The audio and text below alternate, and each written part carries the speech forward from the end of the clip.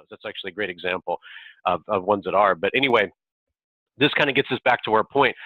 In order to get through those 7 steps, you're going to need a few things, right? And this is where it gets into what we have, the as it turns out, another 7 functions, and number 7 comes up again. So digital identity is one of them. Like, who are you? We talked about digital identity. You know, are you who you claim to be?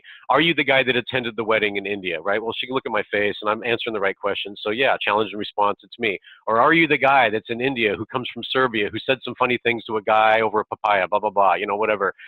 We have a great customer that talks about dreams. Actually, I love the metaphor. Like, have you shared these high context things with people in front of a fire? Are you who you say you are, right? So that's, you know, digital identity might augment the experiences that we have with one another. Oh God, Johan Nygren, you got to look up his stuff. It's brilliant. Talks about a trust model, the resilience thing. God damn, the guy's a goddamn genius, and I'm loving it. It's the simplest model because it just basically acknowledges this fundamental reality of how humans function. I just love it. But anyway, you got digital identity, and there's technology that facilitates digital identity, and there are usually a whole lot of different programs for doing it.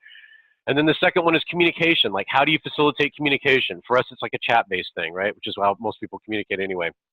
Third one is commerce, because ain't none of this mean anything unless you've got something that is a buy and sell type of thing, or just barter. I mean, it's just some sort of commerce, right?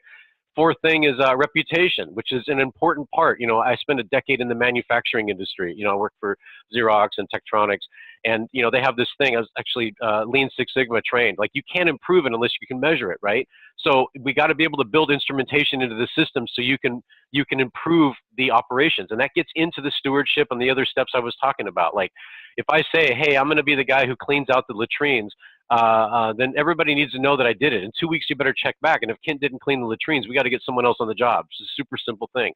So, sorry?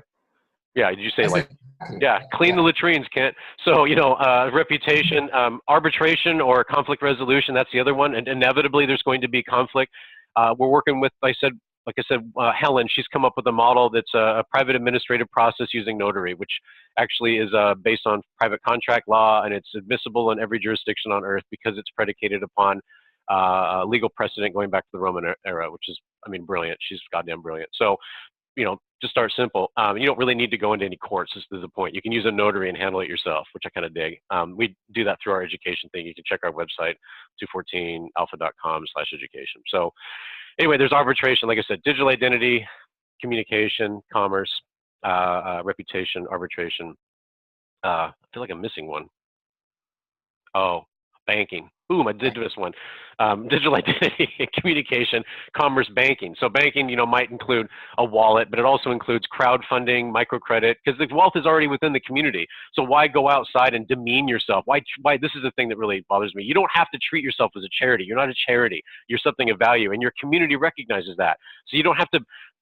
I've probably never set up a nonprofit again because I hate the demeaning nature of it. What we're doing is bringing value to the community, and we're self-sufficient. I don't want to grovel for a charity status. Like, I can't stand it. So, you know, you could actually go to your community and rattle the can. People can decide to give you a few bucks instead of paying $4 for a cup of coffee, and boom, before you know it, you got the money to do it, right? So, you know, digital identity, communication, commerce, banking, reputation, arbitration, and then governance. Now, governance in the context of what we're talking about isn't a software replication of the Knesset or whatever else, right? Because it's unnecessary. Like, if you're talking about, you know, 16 people who oversee the farmers market every 2 weeks, they don't need a software replication of the Knesset, right?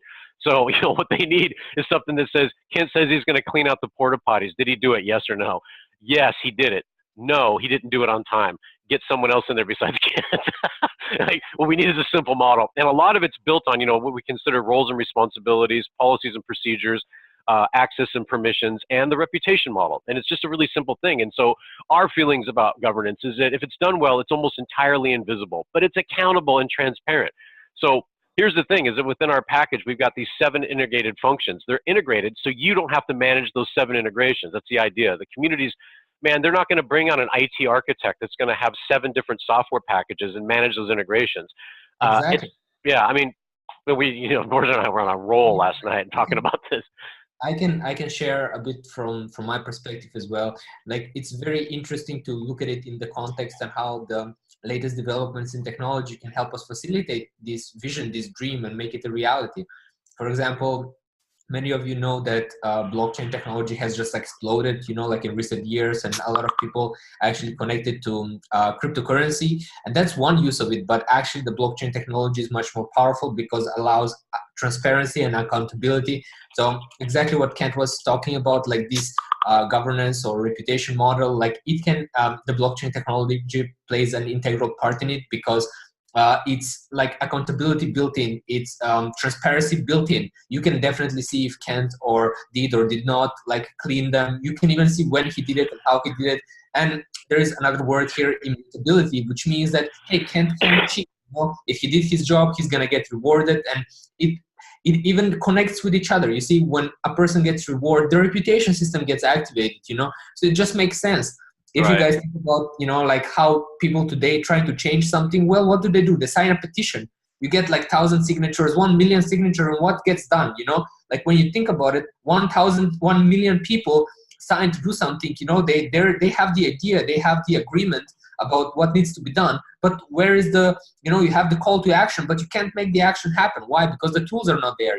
You can't gather all of these people, to go and do their part. You can't collect this whole thing. The infrastructure is not there. So what we are trying to do at 214 Alpha is that when your community has the idea, like when it has the people who actually want to do that, like Ken said, the money is there, the idea is there, the result is there, it's just the infrastructure to facilitate it and to make it happen. And we provide, we manage them so that you don't have to care about all of these like 10 different software integrations together, we make it smooth, we make it simple. And even more importantly, we customize it for the needs of the community.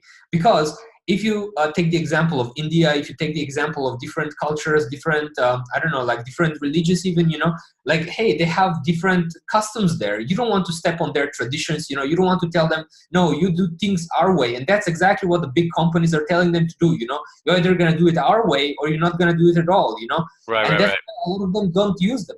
Yeah, no, I mean, seriously, that's like a modern day version of the company store, right? Like back in the day.